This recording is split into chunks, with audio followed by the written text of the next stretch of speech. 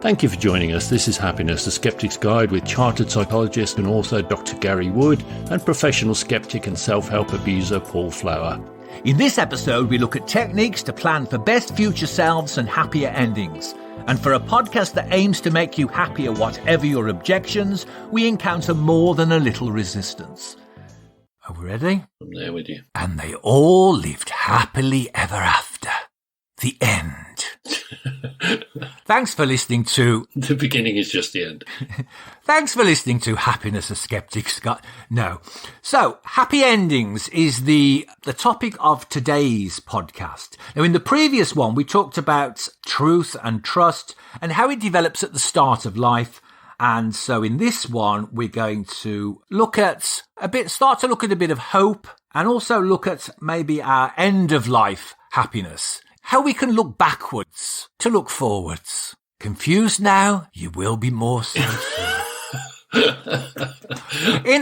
I certainly am. So, we're going to be optimistic about the past by looking into the future. We're going to be nostalgic for the future. Yes, optimistic for the future. I will explain. So in the last one, we talked about your favourite new psychologist, Erik Erikson.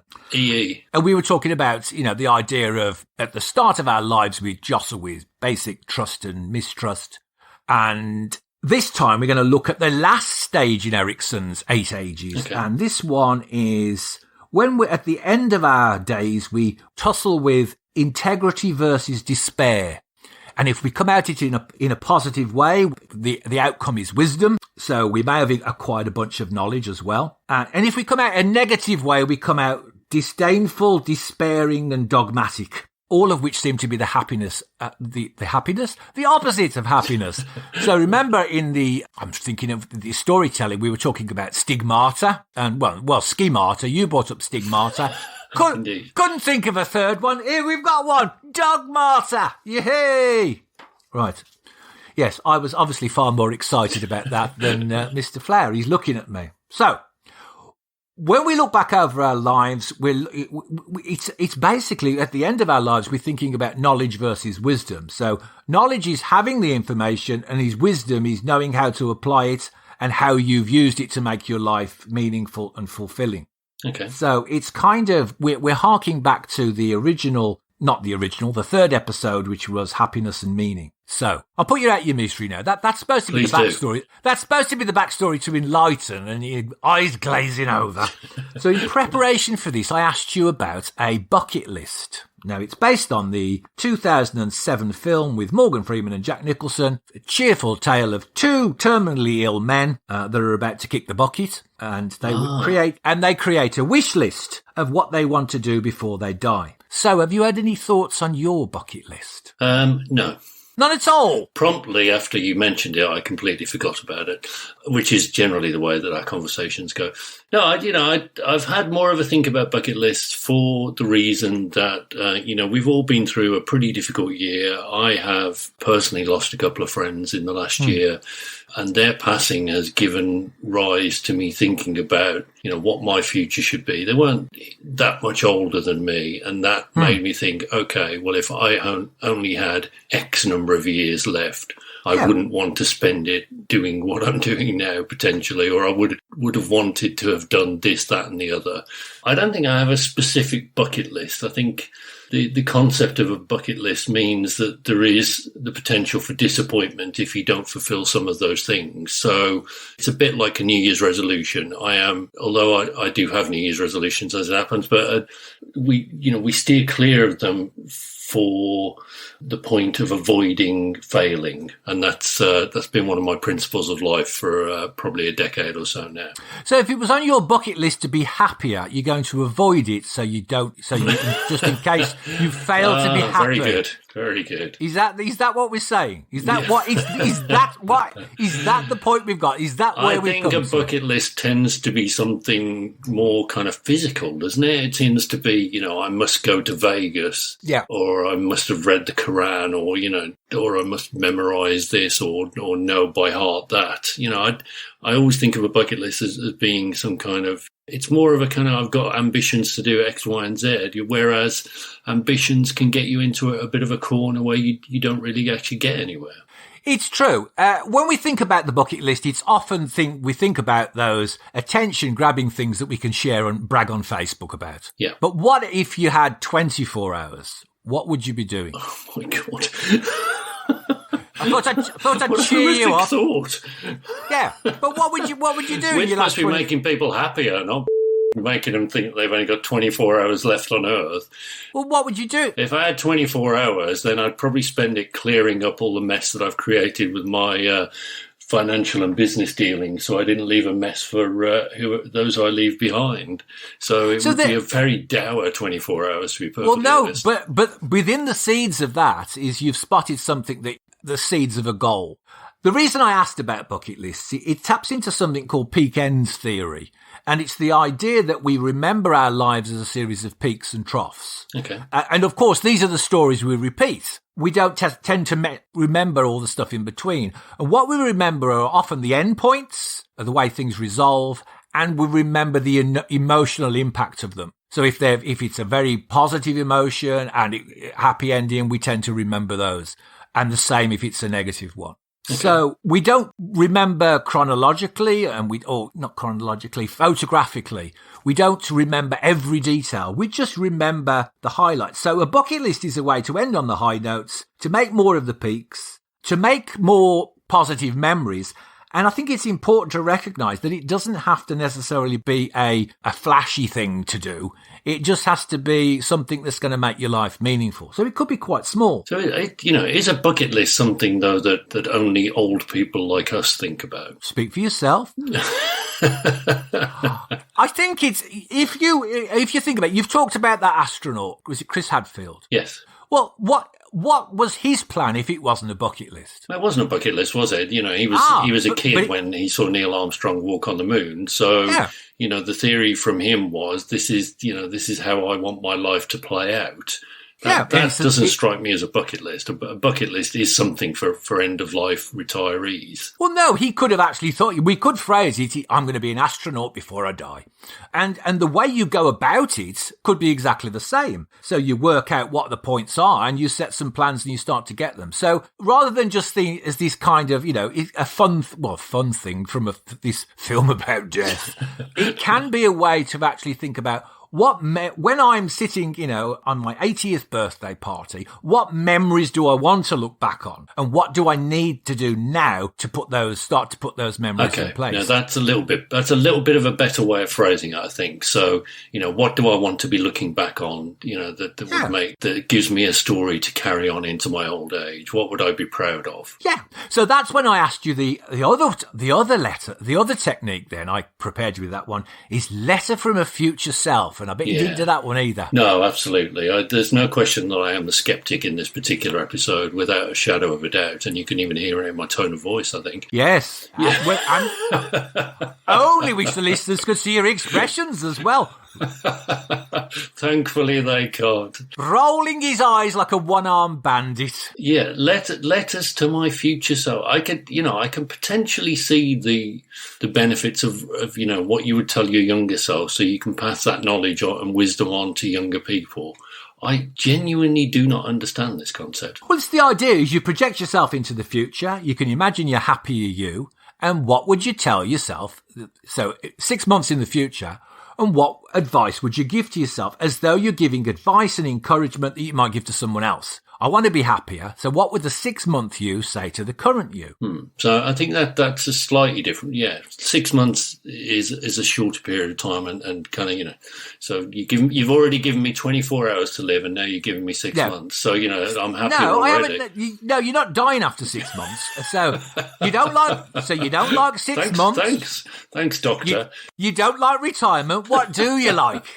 So the idea with this is, well, to share a story. When I was 14, I asked my granddad, I said, what are your regrets? And the two he gave me was You were a very advanced child, weren't you? I've got other stories about. I was a very precocious child.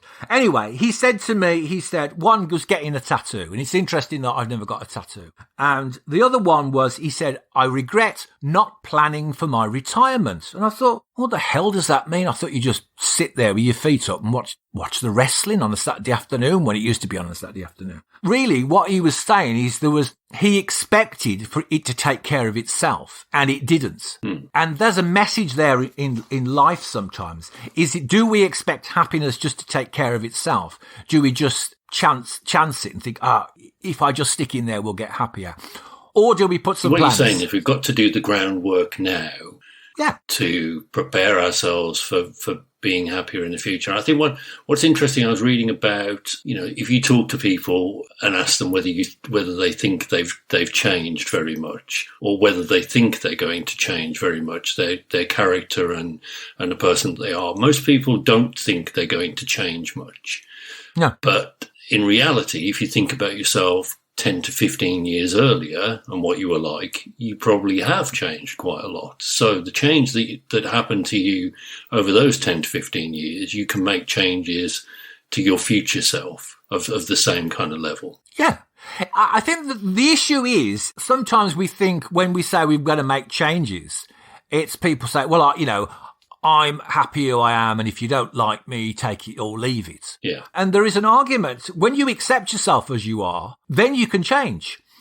There might be a core strand there, but it's not saying that there doesn't have to be better choices along with that core strand. It could still be you, but just writing a better story. So you're still there as the narrator. You're just actually telling a better story. Okay. It's a technique in expressive writing, creative writing. It's also used in therapy. It's called the best future self. And that's what So what's on your bucket list then? Because, we've delved a little bit into my non-existent bucket list. What's on yours? Well, I don't think... I've got to find the piece of paper it was written on it. Before that, I talk about... Speak amongst yourselves. Just finish this bit off about the best future self. Yeah. Is that you take stock of what is already working and what you want to keep. You decide where you want to be. You decide what the steps are. You create an action plan. You take action. Okay. So you might want to think of your 80th birthday party. What's that going to look like? It's just a way to project yourself into the future. To say, okay, I don't want the future to happen by chance. I want there to be some design. Now, everything you plan might not work out, but a lot more will work out than if you hadn't tried at all. Sure. I kind of understand it. So failing to plan is planning to fail is the glib way of putting it. So is what you're currently doing at your current pace going to get you where you want to be? That's the question in terms of happiness. No, otherwise we wouldn't be here. And you remember we talked about I forget which episode it was. It might be I think it was the Talking Therapies one, yes, when we mentioned clinical psychologist Stephen Briers. Yeah. The aims of therapy, or indeed this happiness process, is to forge a new narrative, one that reinterprets the past and opens up new possibilities for the future. And that's essentially what we're doing. We're starting small, we observe the results, we modify.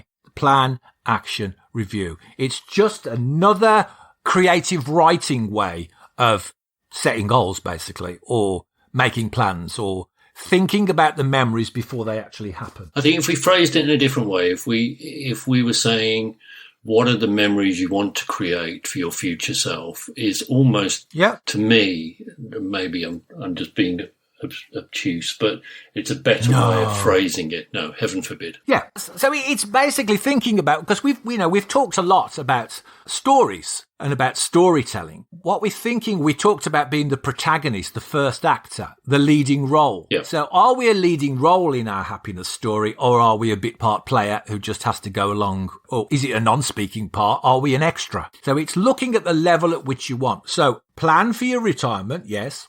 Plan for 6 months ahead. Plan for next week. Plan for tomorrow.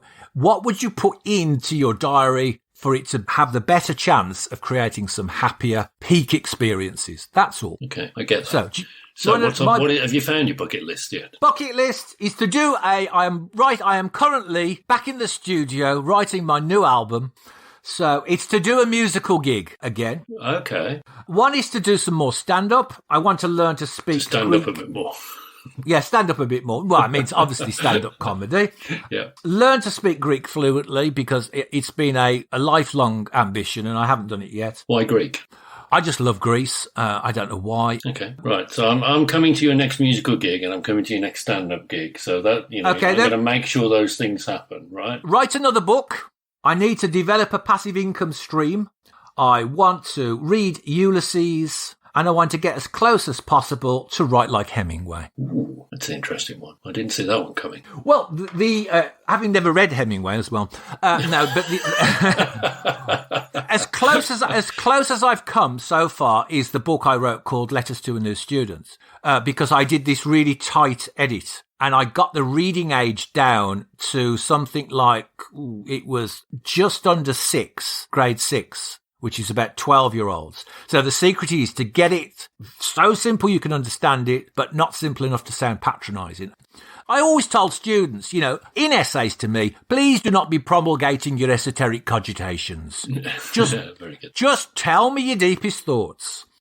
So I've really got into the idea of honing the writing, so that would be on my bucket list. Anyway, I hope this has really been, although we've talked about... You promised me a happy ending and I'm going to be disappointed, aren't I? But the point is there is a happy ending. And it's to actually think about what do you want the happy ending to be? And what can you start to do to put those things in place? And the idea is not to wait for, I'm going to win the lottery. Start small. My view is, people wait, I'm going to win the lottery. I'm going to put a thought out to the universe. I'm going to do some cosmic ordering. And the universe is going to grant me all my wishes. My view is to start an action plan, start getting the stuff for yourself. Then if the cosmic order comes through and delivers all duplicate goods and stuff for you, you can sell that stuff on eBay. But you will have already started living. And that's the point. With happiness is what small things can you do? So I know we started with the great big death questions and retirements and then you didn't even like the 6 months, but you don't even like next week either, so. Sometimes. Where do we go from here? Well, as we've heard in previous episodes, you are Dr. Goals, Actions and Values. So if we keep that in mind and...